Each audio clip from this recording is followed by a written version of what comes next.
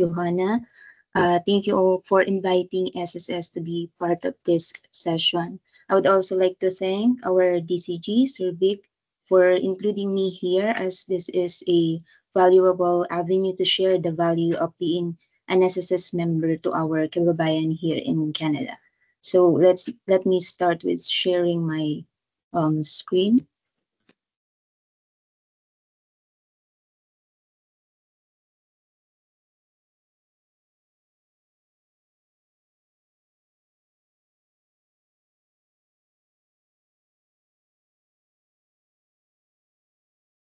All right, so the SSS programs for OFWs or for overseas Filipinos. So the importance of Social Security, understanding the SSS program, updates and information, and service channels. So the SSS has programs and benefits not only for our members in the Philippines, but it is extended also for our members abroad.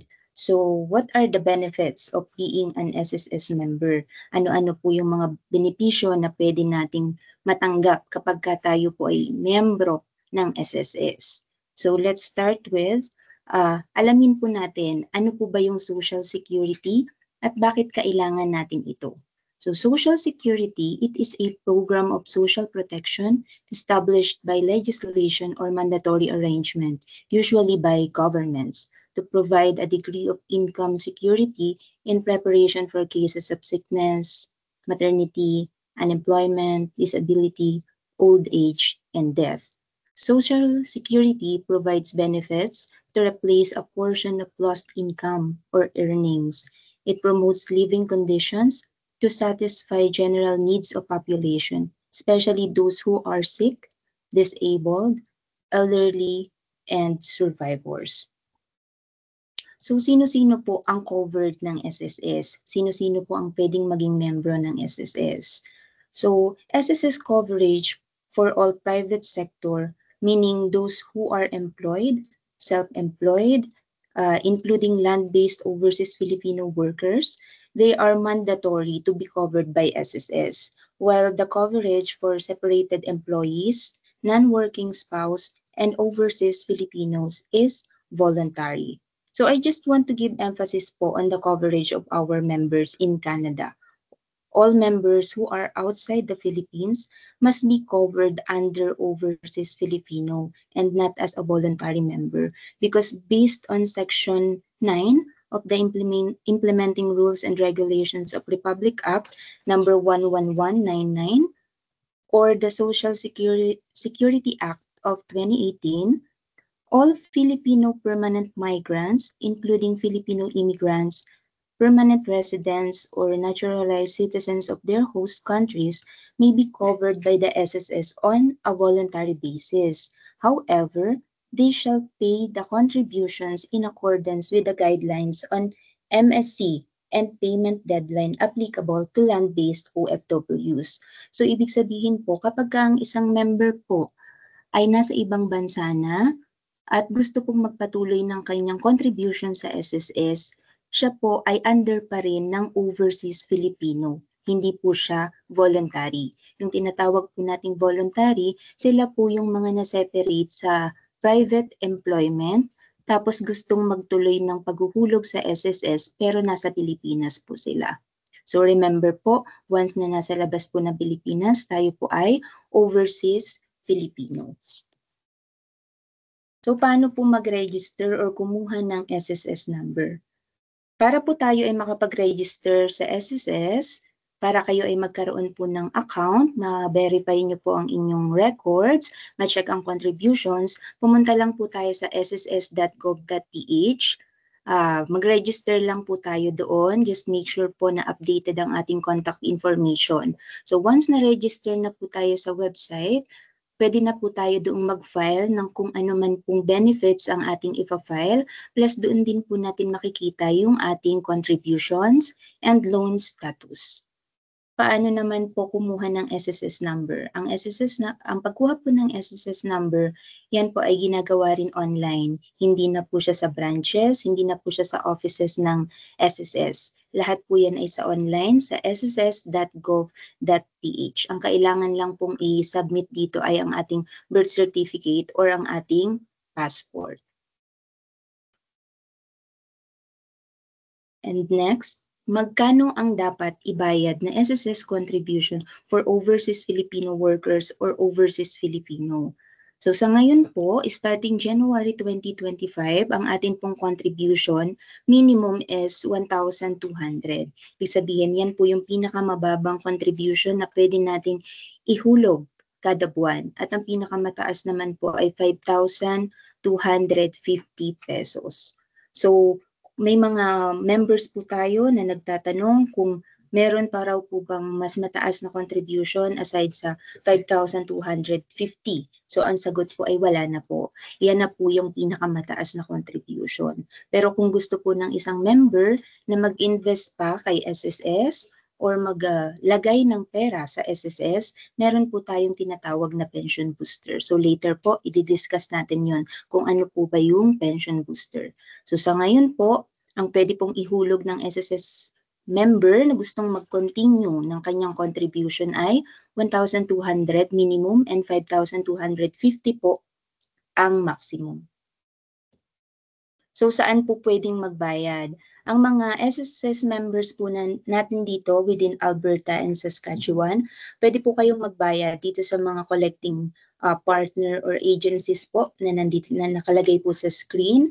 So sa Lloydminster po, meron tayong isang collecting agent. Yun po yung one-stop shop located sa 4727 50 Ave, Lloydminster. So tumatanggap po sila ng SSS contribution payments and loan payments. So pwede rin naman po kayong magbayad online. Pwede nyo pong picturean itong naka-flash na QR code. Kasi kung kayo po ay magbabayad online, you just have to scan this QR code.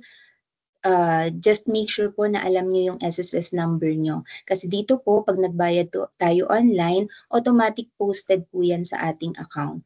Pag in-scan nyo po yan, ilalagay lang po yung SSS number, yung amount ng contribution, yung buwan kung ano po yung babayaran. And then, pwede nyo pong gamitin dyan yung inyong mga debit or yung inyong mga Canadian credit card. So, automatic po ang posting niyan. Wala pa pong 1 minute, posted na po yan doon sa inyong account.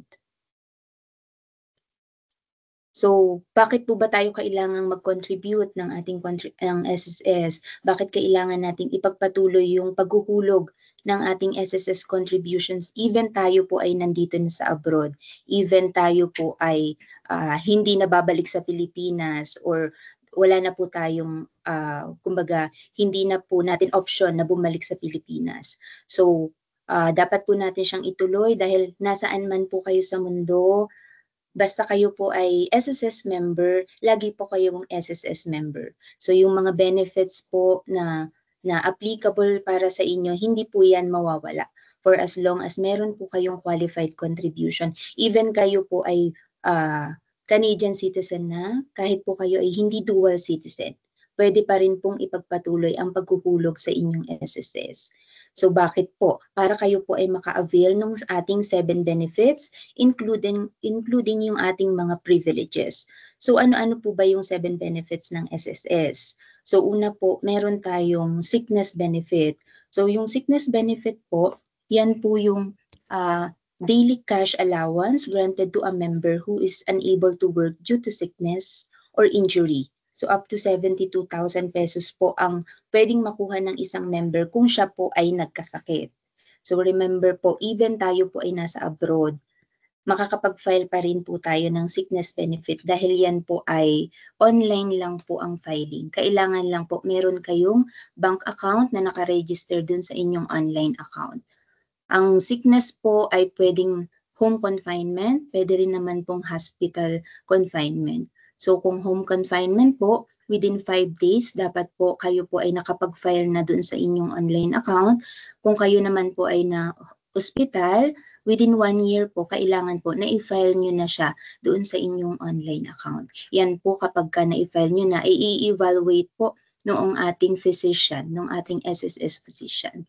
So second po, meron tayong maternity benefit. So maternity benefit, this is a cash allowance granted to a female member for every instance of pregnancy or miscarriage. So before po yung ating expanded maternity leave law, ang binabayaran lang po ng SSS sa maternity ay hanggang 4 na pagbubuntis. Kasama na po doon ng miscarriage. But upon approval po ng expanded maternity leave law, ang atin pong maternity benefit ay unlimited na. Ibig sabihin po hanggat ang isang membrong babae ay may kakayahang magbuntis, ay makakatanggap po siya ng maternity benefit for as long as active member po siya. Ibig sabihin po dapat lagi po siyang may hulog sa kanyang SSS. So that's the maternity benefit po. Up to 70,000 pesos po ang ibinabayad in every delivery po. So next naman po is the unemployment. So unemployment benefit, it is a cash grant to unemployed or involuntary separated member. Yung mga miyembro po na natanggal sa trabaho involuntarily, qualified po silang mag-file ng unemployment benefit. Next po, we have the funeral benefit or sometimes they call it burial benefit. Pero iisa lang po yan. Ang funeral benefit po is a cash grant to whoever paid for burial expenses of a deceased member.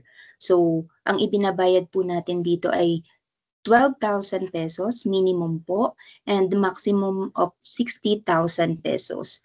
Ang isang miyembro po, kahit isa lang po ang hulog niya, qualified pa rin po siya to file for the funeral benefit. Yung claimant po, kung sino po yung nagbayad sa funeral expenses. Kahit sabihin natin na ang hulog niya po year 1991, then namatay po ang member ng 2005, qualified po ang claimant or kung sino man yung nagbayad ng burial or funeral benefit doon sa 12,000 pesos. So may makukuha pa rin po. And then, for retirement benefit naman po, so this is one of the main goal po ng SSS na ang lahat po ng ating miyembro, lahat po ng Pilipino ay magkaroon po ng retirement pension, retirement benefit. So paano po ba tayo magkakaroon ng retirement pension? So una po kailangan po meron tayong at least 120 months of valid contributions. Ibig sabihin po, kailangan tayo ay nakapaghulog ng contribution sa loob ng 10 taon. Kahit po siya ay hindi sunod-sunod. Let's say, naghulog po kayo ng 1995, and then naghulog po kayo ng 1998, ng 2000, and then nag-start po ulit kayo ng 2006, pwede po yun. Basta makakomplete po kayo ng 120 months. So, makakwalify po kayo for the retirement benefit. Dalawa po ang ating retirement. Isa po yung tinatawag natin na retirement pension, isa naman po yung retirement lump sum. So, syempre ayaw po natin ng lump sum kasi yung lump sum po, one-time payment lang po yan. Isang beses lang pong ibinabayad yan doon sa ating mga retiree pensioner. Ibig sabihin po, kaya po yan ay lump sum dahil hindi po sila nakakumpleto noong 120 months na contribution. So pagka ganyang mga cases po, binibigyan natin ng option yung member. Kung halimbawa, ang kanyang contribution sa SSS ay 98 months and gusto niya pa pong ituloy yun hanggang maka 120 months po siya, pwede po para po makwalify siya sa pension. So kung kailan lang po siya makwalify, let's say makwalify po siya, maka 120 months siya at the age of 63, doon pa lang po tayo magde-determine kung kailan yung start ng pension niya. So that is the retirement benefit. Next po, we have the disability benefit. So disability benefit, this is a monthly pension or lump sum for a member who becomes permanently disabled. So partial or total.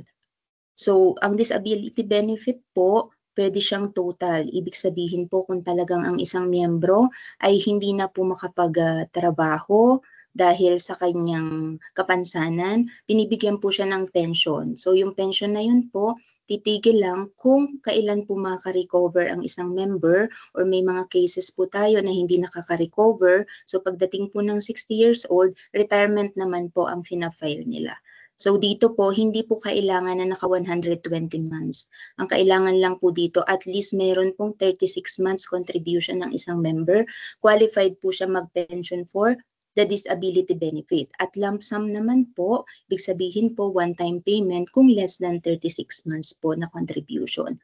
And aside po dito, doon sa pension nila na makukuha every month, meron pa po silang additional 1,000 pesos plus 500 supplemental allowance. So that is for our disability benefit. And the last one po is yung death benefit. So ito po yung pampito sa ating 7 benefits. So that benefit po, it is a pension or lump sum for the beneficiary or beneficiaries of a deceased member. So kung halimbawa po ang isang membro ay namatay, meron po siyang asawa, ang asawa po ay qualified po na mag-pension kung yung miyembro po na namatay ay naka 36 months na contribution.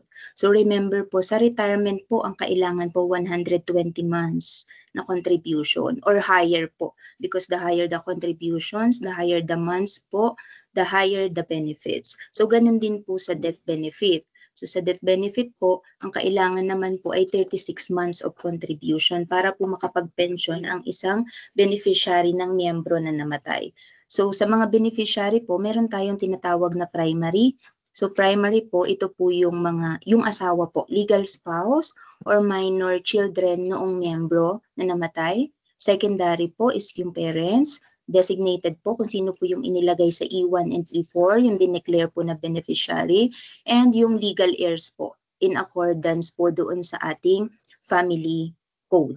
So kung hindi nyo pa po na-check yung inyong mga SSS records, pwede po kayong mag-register sa online para makita nyo po doon kung kailang contributions na kayo. And kung sa tingin nyo po na hindi pa kayo makakwalify sa pension, pwede po kayong mag-continue ng payments. Pwede po kayong magbayad doon sa ating mga naka-flash kanina na collecting partners. Pwede rin po sa online para po maka-avail kayo ng ating 7 benefits.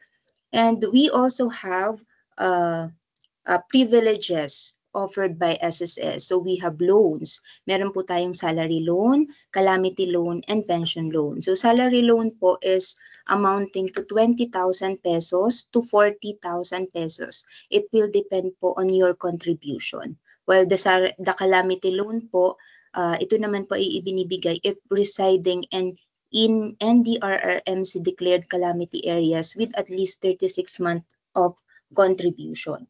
So the third one po is the pension loan. Pension loan po, ito po ay para sa ating mga retiree pensioner.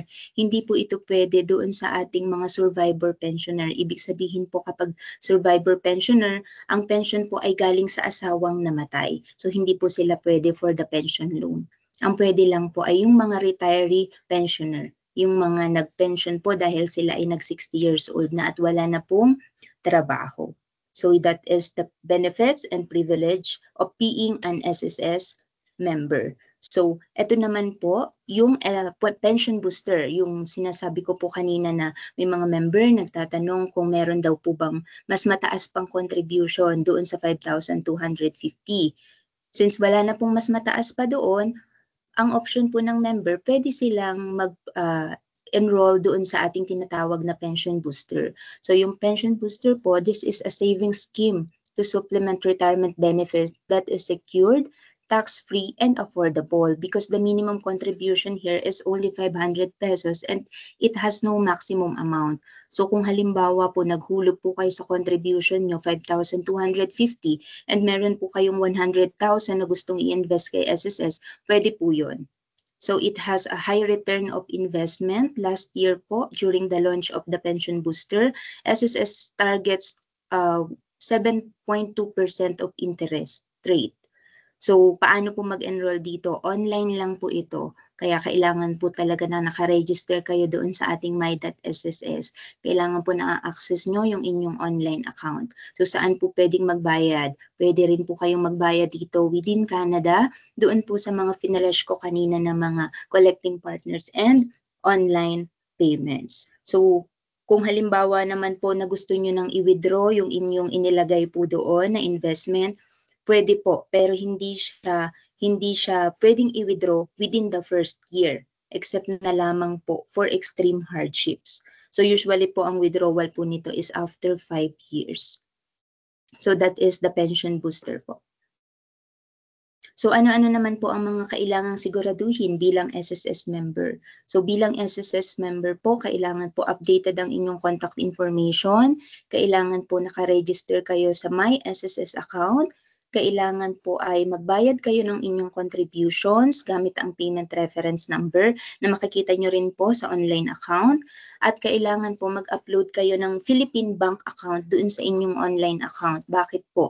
Ina-encourage po namin na kahit po wala pang i-claim yung ating mga member, mag-enroll na po sila ng bank account doon. Kasi when the time comes na kailangan na po nilang mag-file, they just have to log in on their online account.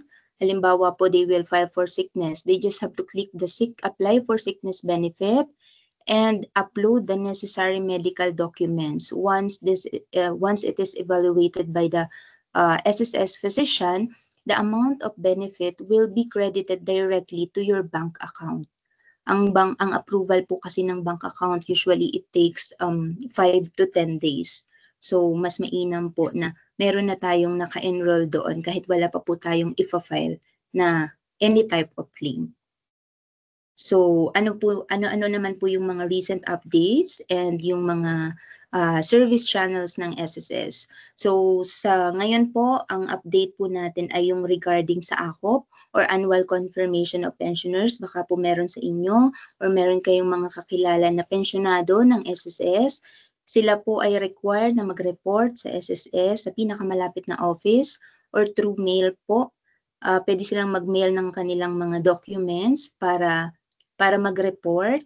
Ito po ay ginagawa every year during the birth month of the member para po hindi maputol ang kanilang pension. So non-compliance of the for the annual confirmation of pensioner shall result po to suspension of their pensions. And then other po, the next one is the Conso Loan Program. This is a consolidated loan program. So kung meron po tayong mga member na merong past due na loan, ibig sabihin mga loans na matatagal na po, hindi po nabayaran, umalis po ng Pilipinas, naiwan, nakalimutan. So meron po tayong program for them. Meron po tayong tinatawag na condonation. So sa condonation po, tatanggalin po ni SSS lahat ng penalty ng loan po ninyo. Any amount po yan.